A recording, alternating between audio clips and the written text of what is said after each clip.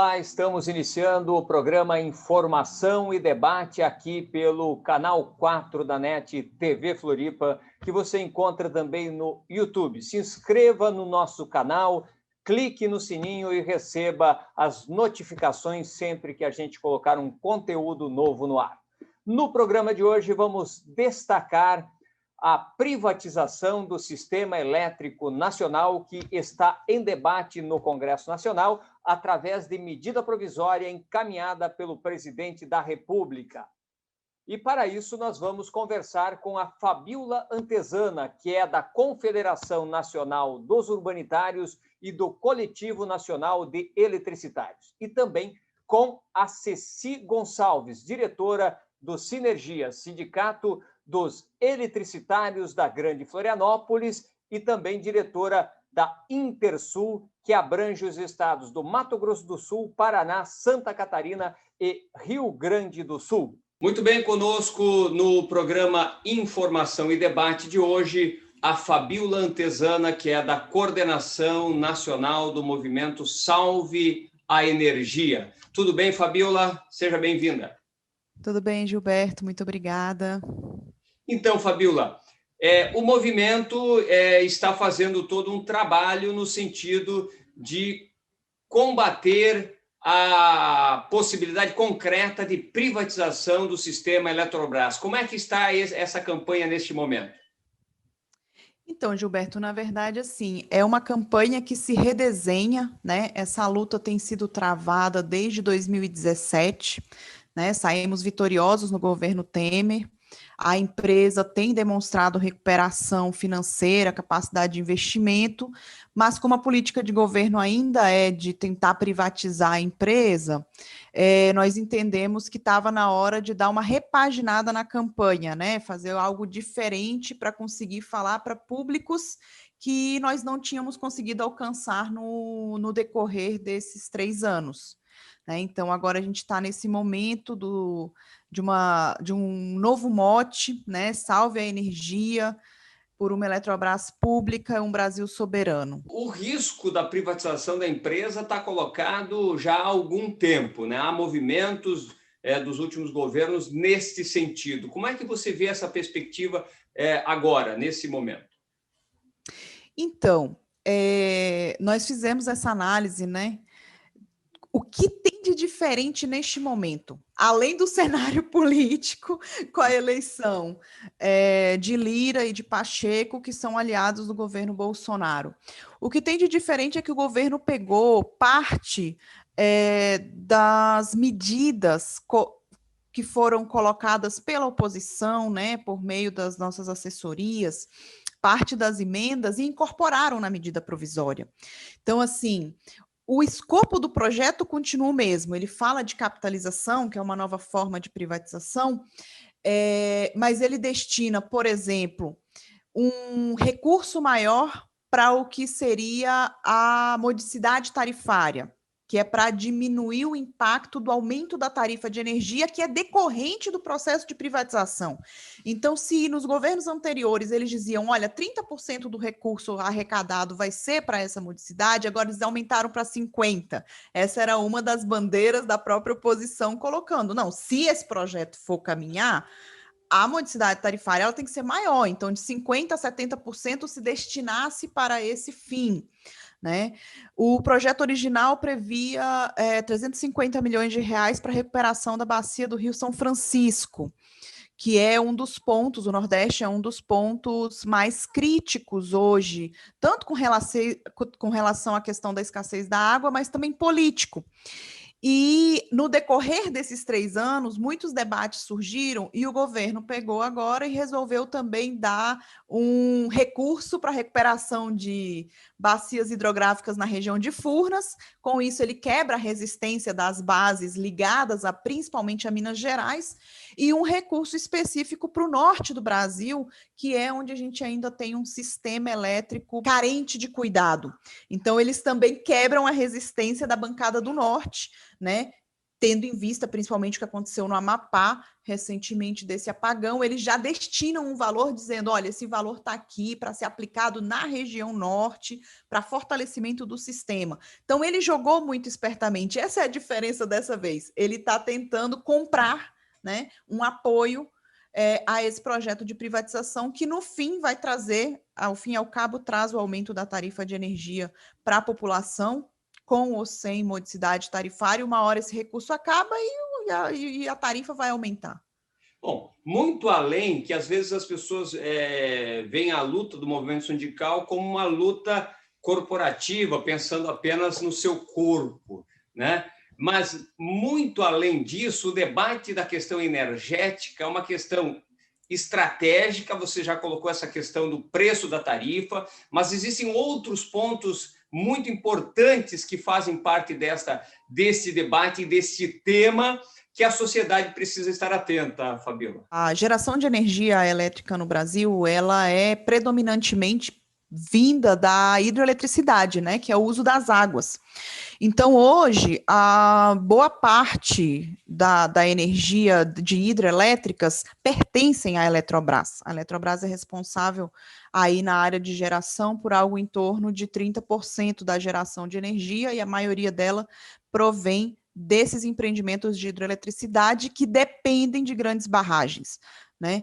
Então, assim, a gente tem um esquema de segurança de barragem, com certeza, isso a gente pode dizer pelos relatórios que a gente vê na ANEEL, com empreendimentos seguros no quesito de segurança de barragens, né? A gente está falando aí do uso múltiplo das águas. Não nos esqueçamos que na grande seca de 2015, quando foi determinado pelo Operador Nacional do Sistema que determinados empreendimentos não gerassem energia na sua totalidade para preservar a água nos reservatórios, os reservatórios que estavam a cargo do sistema Eletrobras seguiram a determinação.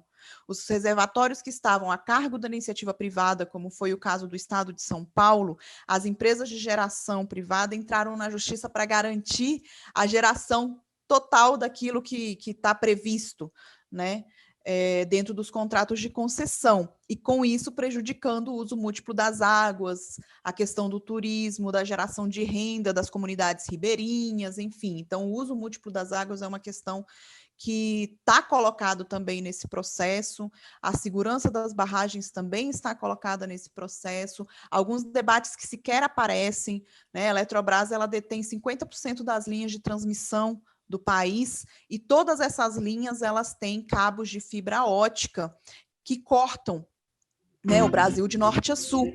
E o levantamento dessas fibras não foi feita para fins de precificação do que está sendo ofertado à iniciativa privada nesse momento, né?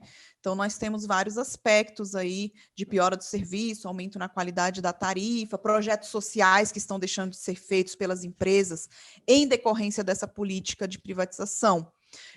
Nós perdemos recentemente o projeto Luz para Todos, que estava abarcado no Estatuto da Eletrobras e que na última revisão foi aprovada a retirada dele do Estatuto da empresa, já nessa tentativa de enxugar o máximo possível os projetos socioambientais para entregar para a iniciativa privada uma empresa mais enxuta dentro daquilo que é único e exclusivamente geração e transmissão de energia, e que para nós é um absurdo, né? Porque a estatal, ela não faz só a sua atividade fim, ela tem N atividades de geração de emprego e renda que estão atrelados ao seu papel de estatal. Nesta quinta-feira, dia 18, vocês realizam um evento nacional chamando lideranças parlamentares no sentido de mobilizar a sociedade e o parlamento para debater e fazer frente a esse projeto de privatização. Como é que está isso? Gilberto, é exatamente isso. Como é uma nova é uma nova campanha, não é uma nova campanha, mas é uma carinha diferente de tentar mostrar para a sociedade os impactos da privatização da Eletrobras.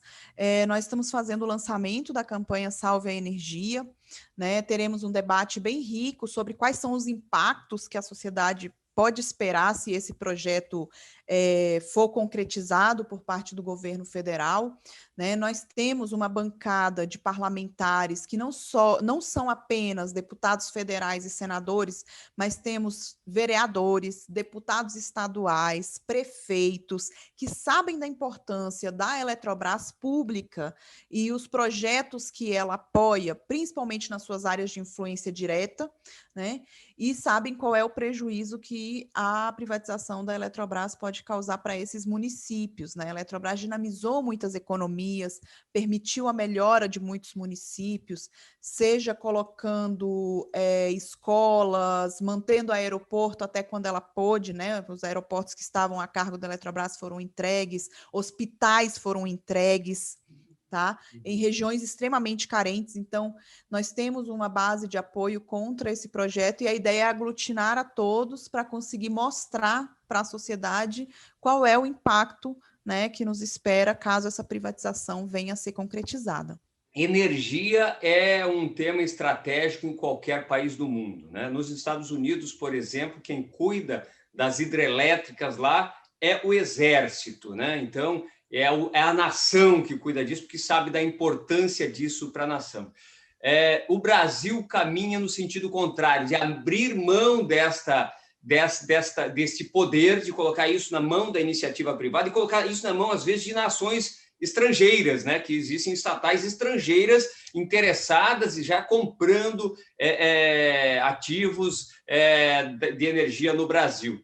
Então, esse debate, é possível dialogar isso com profundidade com a sociedade, fazer esse debate mais profundo de estratégia, da importância da questão energética para a nação, para a segurança da nação, para o desenvolvimento da nação, né? Porque a produção industrial, o desenvolvimento do país, o desenvolvimento de regiões diversas e tal, passa essencialmente pelo tema da energia. Exatamente, não existe uma nação soberana que não detenha a sua geração de energia, né? Como é que a gente vai prever uma retomada da economia, de indústria, do que seja, sem você ter a energia como base de sustentação desse processo, as nossas residências e tudo.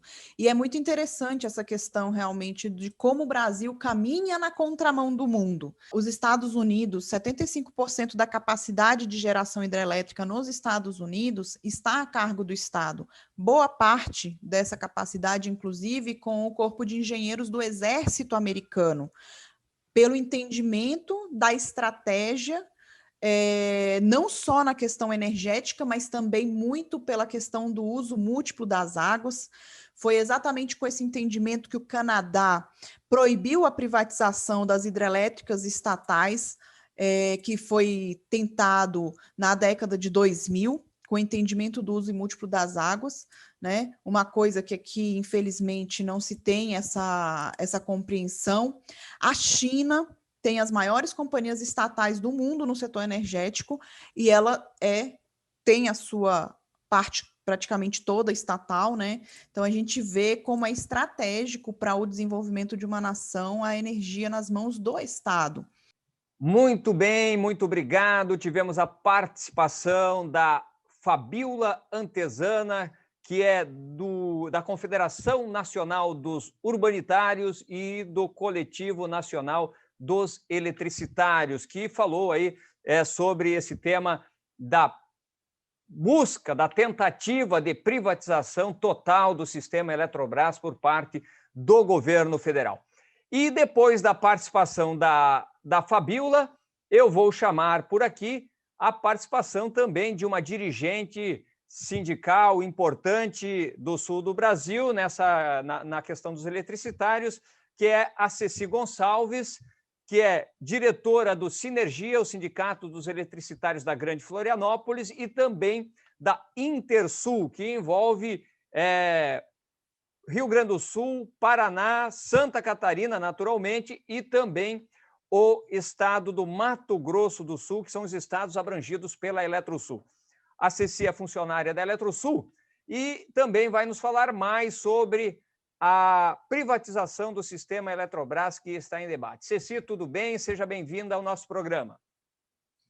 Boa tarde, Gilberto. Boa tarde aos telespectadores da nossa grande TV Floripa, que vem mantendo, né, o seu papel de emissora dos trabalhadores, né, que vem fazendo essa discussão.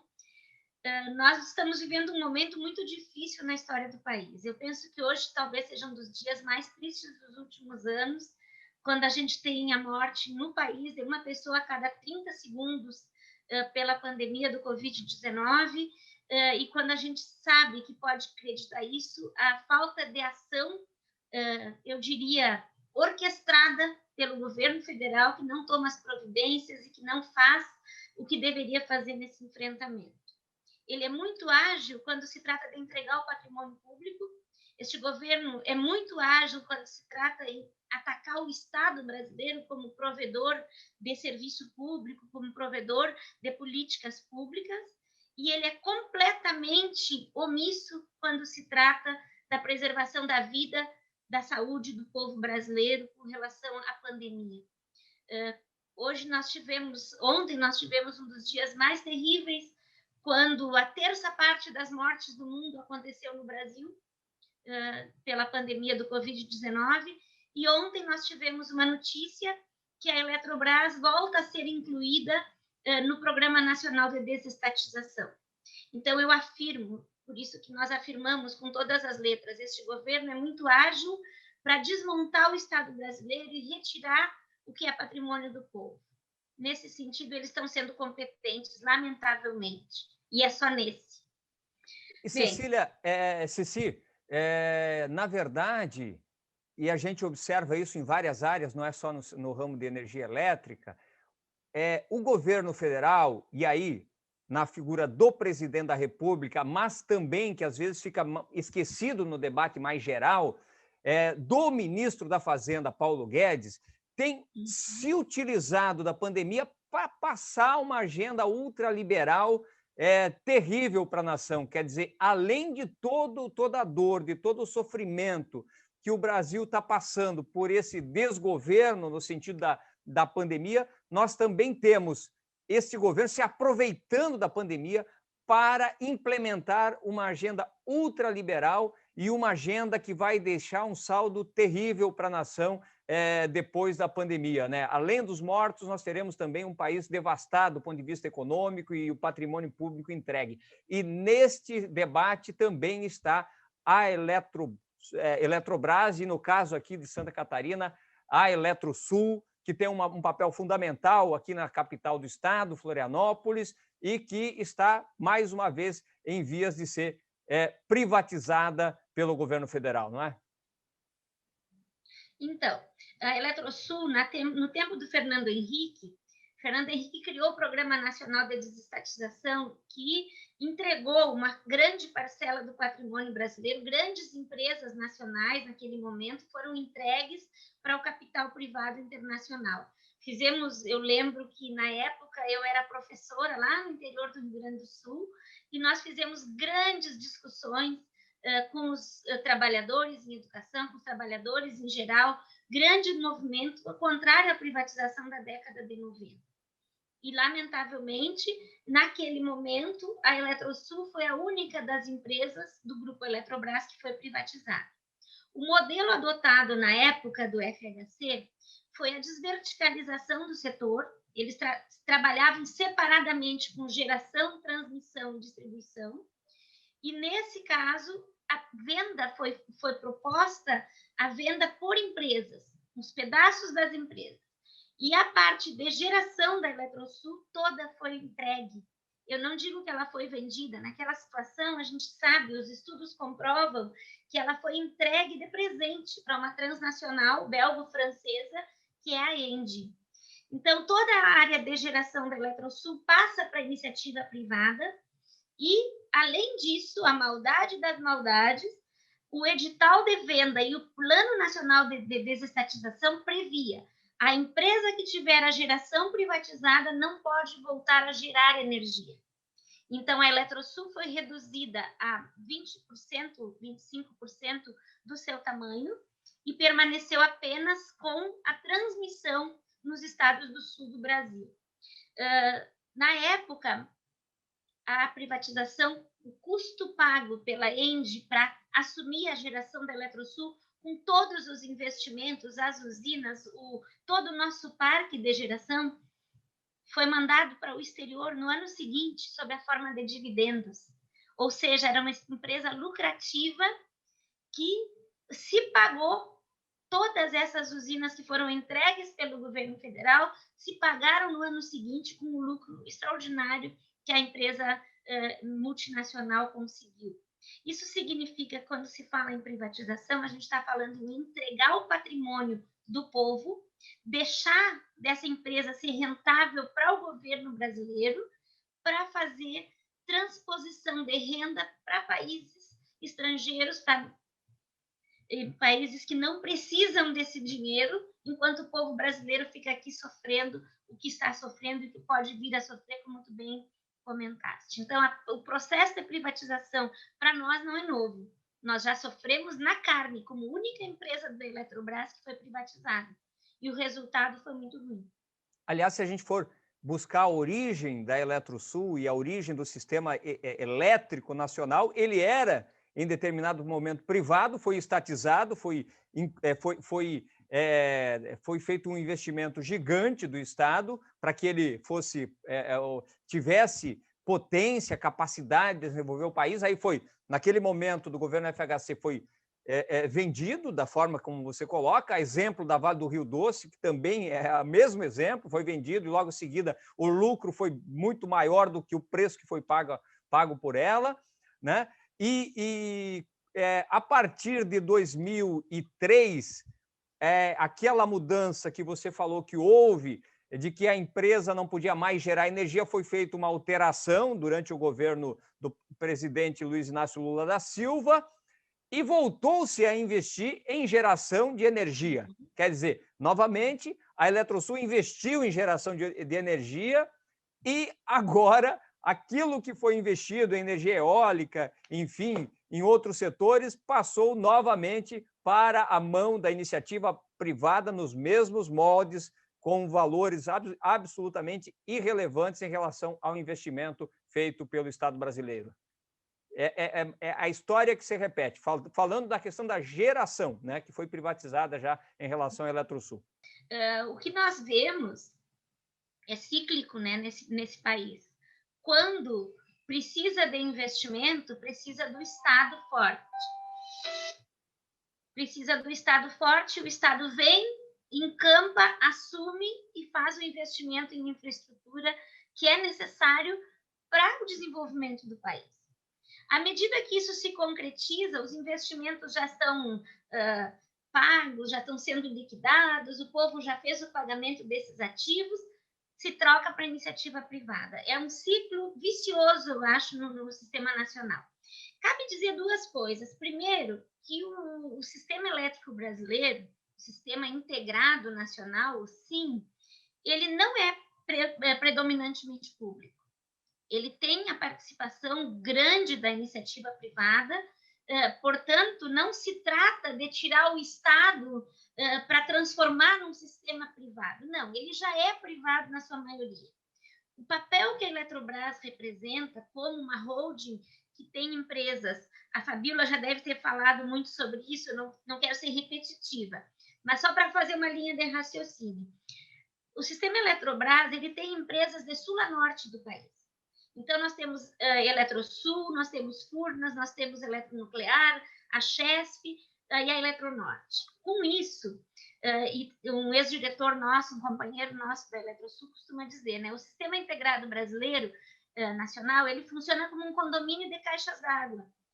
Por ter grandes bacias hidrográficas em diferentes regiões, e a Eletrobras tem uma atuação forte aí, o que acontece? Quando tem problema hídrico numa região, a outra consegue suprir.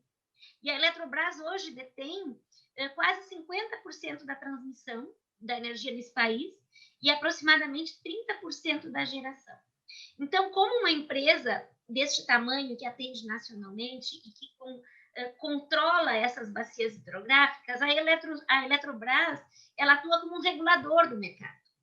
Por isso, a sua importância em se manter pública, porque na regulação, tanto do despacho de energia quanto no custo da energia, a Eletrobras tem uma fatia importante. E quanto à volta da geração da Eletrosul, a Eletrosul foi proibida de gerar na privatização, em 2003 fomos autorizados a voltar a gerar, e começa, então, um grande investimento na região sul em usinas de geração eólica.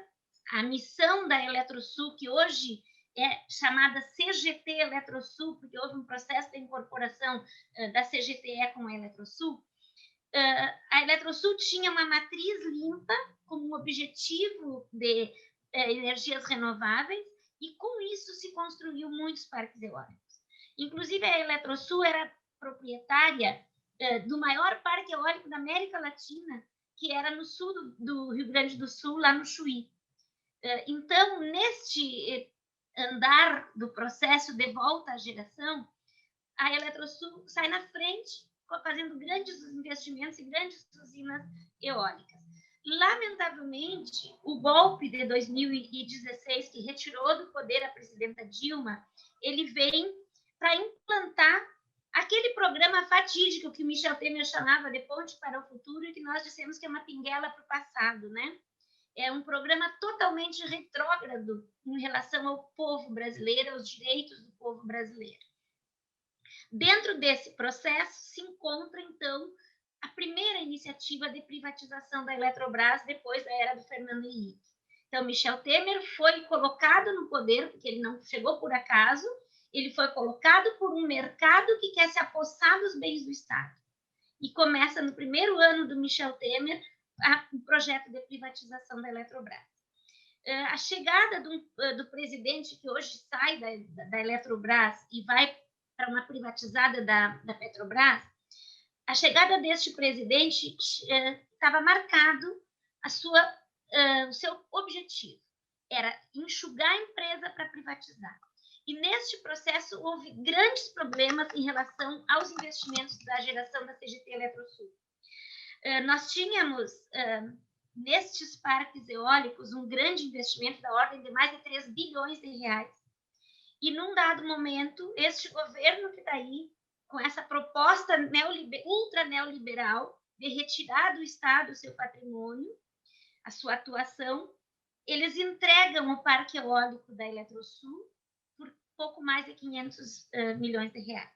Ou seja, um parque que estava ativo com um contrato de quase 30 anos para a produção de energia, foi entregue por menos de 15% do que ele valia. Para nós, isso foi um golpe muito grande. Por outro lado, a dificuldade que se faz de investimento, eles alegam que uma das alegações deste governo é que tem que privatizar porque a Eletrobras não tem condição de investir. É uma mentira. A Eletrobras lucrou 30 bilhões nos últimos 3 anos. O governo quer vender essa empresa por 20 bilhões, dizendo que é preciso pagar uma dívida, no efeito fiscal, a dívida que chega a 6 trilhões. O que 20 bilhões vai fazer numa dívida de 6 trilhões? É uma desculpa absolutamente que não tem justificativa. Porque tu vai estar entregando para a iniciativa privada um patrimônio e vai fazendo a conta da luz aumentar para o povo brasileiro. Mas isso é um outro assunto que a gente vai abordar também.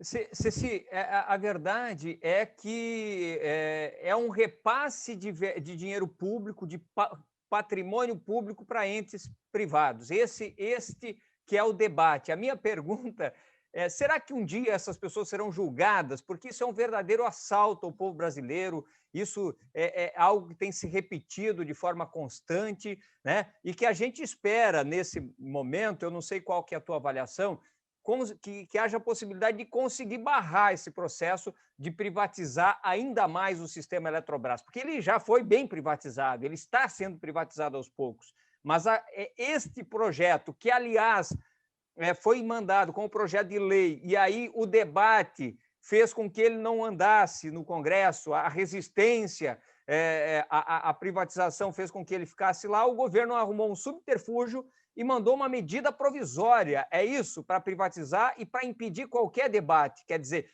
e está, na minha avaliação, eu repito, se aproveitando da pandemia para passar a sua agenda. Aquela frase do ministro do Meio Ambiente de passar a boiada em relação à questão ambiental e do Guedes de colocar a granada no bolso do inimigo, está colocado. Aquela reunião ela vazou para a sociedade as intenções desse governo que estão evidentes, né? E aí eu não sei qual que é a tua avaliação e do movimento sobre a possibilidade de segurar isso, porque é tanta dificuldade para enfrentar, é a pandemia, é a falta de emprego e tal, que fica difícil enfrentar tudo isso ao mesmo tempo, enquanto o governo usa um canhão contra a sociedade para tirar direitos e para se desfazer do patrimônio que é do povo brasileiro. Lamentavelmente, Gilberto, o que a gente vê desde 2017 é um ataque sistemático ao povo, né? Primeiro, com a destruição da legislação trabalhista, com a PEC da morte, que retirou o investimento em saúde, em educação, a mudança na legislação previdenciária, com a alteração das aposentadorias, se nós formos elencar, é uma derrota do povo atrás do outro, uma derrota atrás da outra. Por quê? Porque, lamentavelmente, naquele momento político que nós estávamos vivendo, já tem denúncias internacionais e provas de que a eleição se deu num ambiente cercado de fake news. Ela se deu, por outro lado, com um ataque muito vil, um ataque muito difícil, porque difícil das pessoas se darem conta que estavam sendo enganadas, porque vinha com tons de realidade.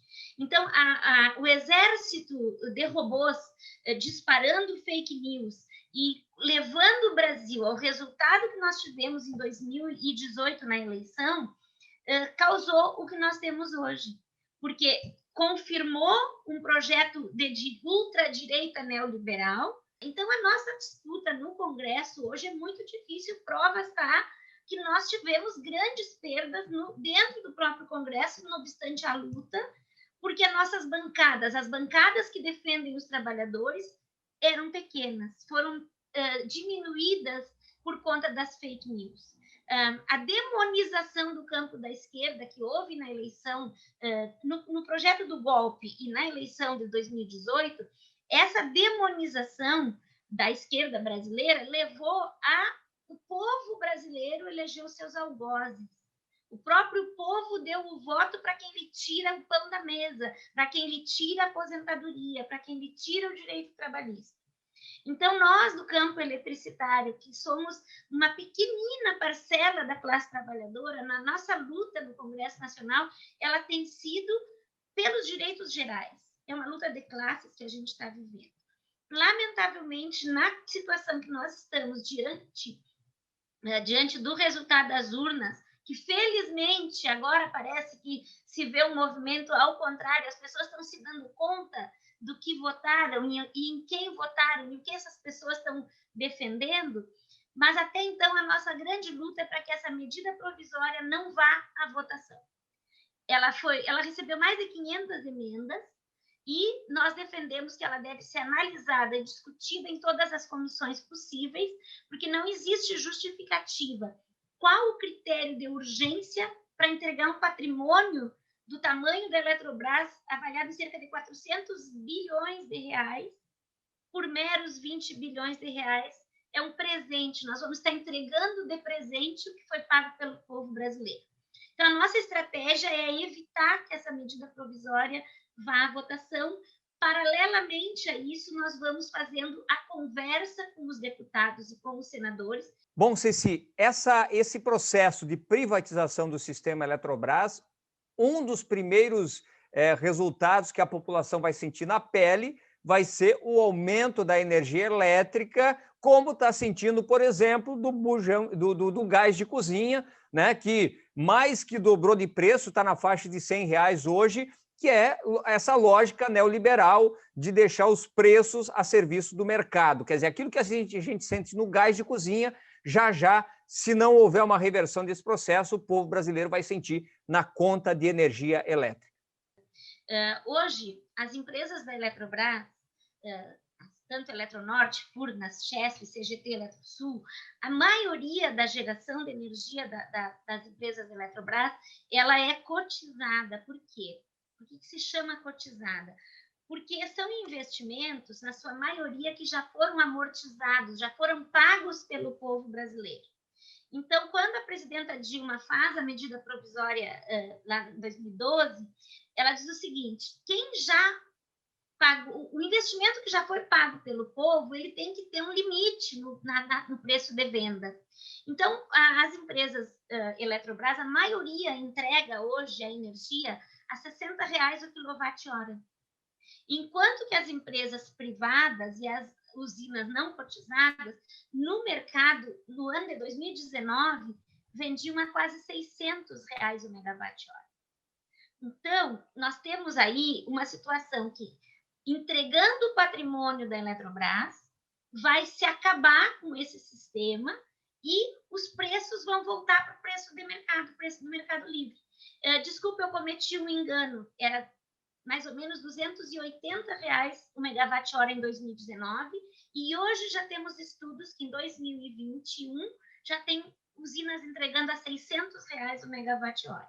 Ou seja, nesse processo a Eletrobras faz um balanço, ao entregar 30% da energia do país com um custo mais baixo, compensa essa energia que é vendida no Mercado Livre por um valor mais alto. E ela acaba atuando como reguladora do preço da energia. Ela regula esse preço, ela coloca limites, não deixa para o mercado decidir isso. Esse é o grande detalhe que inclusive, a gente sentiu recentemente na alimentação. O governo acabou com a Conab, acabou com o estoque de alimento, e aí houve uma oferta, uma compra maior internacional de arroz, por exemplo, e o arroz disparou. Quer dizer, o governo tem esse papel de fazer a regulamentação, a regulação disso. Na energia, ele faz isso tendo o controle da Eletrobras hoje. Perdeu o controle, se for na mesma lógica, vai ser isso. Pode dobrar a qualquer momento, que é o que aconteceu na Argentina e em outros países que passaram por essa experiência, né, Ceci? Sem dúvida. Por isso que a nossa grande disputa da opinião pública é essa. É para fazer as pessoas entenderem que, embora quem entrega a luz na minha casa é a Celesc, aqui em Santa Catarina, essa luz só chega na Celesc porque tem 50% da malha de transmissão que é da CGT Eletrosul, aqui no Sul. E porque 30% da geração vem das usinas do Grupo Eletrobras pelo Sistema Integrado Nacional. À medida que esse sistema Eletrobras, se porventura nós desejamos e trabalhamos firmemente para que isso não aconteça, se chegar a ter sucesso essa proposta de entrega do patrimônio nacional deste governo, o povo brasileiro vai sentir imediatamente. Esse é um fator. Para além de outros, por exemplo, os programas sociais, a Eletrobras foi responsável pelo Luz para Todos, que foi um programa que levou energia nos rincões mais distantes desse país. E ela só fez isso porque é uma empresa pública, que tem um dever social, tem uma obrigação no seu estatuto de ter uma participação com relação às políticas públicas. Então, a questão da soberania energética do Brasil fica prejudicada, porque fica na mão de empresas multinacionais a metade da transmissão do país, mas muito mais grave do que isso é o reflexo que pode acontecer na conta da luz dos trabalhadores e trabalhadoras desse país. Por isso, a nossa disputa de opinião é nesse sentido. Privatizou, a sua conta de luz vai aumentar e podemos correr o risco de novos apagões, como aconteceu no Amapá, que foram mais de 20 dias sem energia elétrica. Ceci, por outro... Oi. Pode, conclua, segue. Por outro lado, a gente também está fazendo um enfrentamento da opinião pública no sentido de dizer que a soberania energética ela passa pela posição que a Eletrobras desempenha nesse sentido. E a regulação do preço é um deles, né? Porque quando nós tivermos, se nós tivermos um dia que nós não desejamos e não vamos ter, mas se todas as nossas usinas forem privadas, o interesse econômico, financeiro, vai ditar quem vai entregar energia hoje, quem vai entregar energia amanhã. Acaba com o poder de regulação que diminui o impacto na conta da luz do povo. Então, é nesse sentido que a gente faz o enfrentamento na opinião pública e pedindo que a opinião pública pressione os seus deputados que, se privatizar, a conta da luz vai aumentar e não vai ser bom para o Brasil. Tá certo. Eu queria te agradecer, Ceci, pela sua participação. Amanhã, aliás, nesta quinta-feira, dia 18, né? Nesta quinta-feira, dia 18, tem um encontro online, virtual, que vai reunir deputados, parlamentares, lideranças de todo o Brasil, debatendo isso e fazendo um importante debate de enfrentamento à privatização, e é uma forma que o movimento encontrou de fazer esse debate em tempos de pandemia. É isso? Isso, nós estamos fazendo um lançamento nesse momento tão grave, né? Onde nós já estamos com a medida provisória que não tem urgência nenhuma, mas está colocada lá, da campanha Salva a Energia. Porque salvar a Eletrobras pública é salvar a energia mais barata e garantida para o povo brasileiro, que é uma condição para a qualidade de vida. Já basta de tanta tristeza que nós estamos vivendo com esse governo que está aí, com o impacto no emprego, com o impacto na previdência, com as mortes e a tristeza que nós estamos passando pela pandemia. Nós precisamos minimizar os danos deste governo. E uma das formas é evitar a privatização da Eletrobras, manter a Eletrobras pública. Perfeito. Queria te agradecer, Ceci, pela sua participação aqui no programa Informação e Debate. Ser sempre nossa convidada, os demais eletricitários aí, para participar e fazer esse importante debate. Muito obrigado pela sua presença aqui.